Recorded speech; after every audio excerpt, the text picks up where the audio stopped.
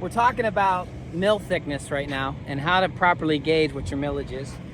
And right now this is 3.3 squares that we've installed.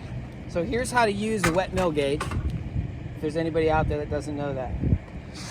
A lot of people think that it's this space up here that you're reading, but it's not. It's the bottom of the teeth, okay? So we're going for around 24 here.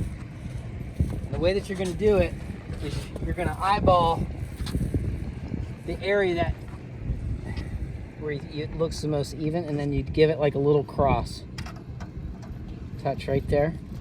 And then here's the little trick that somebody taught me. It's a little bit difficult to see. Can you see? So right there we're at about 26, and it's easier to tell whenever I rub it against the back of my hand, because then I can see it. So I would say on every coating job, because this isn't like glass, it's gonna have, you know, mountains and valleys. So keep in mind as you go to check it, like this one here, you can see the scrim. This one may not be as much. Let's see.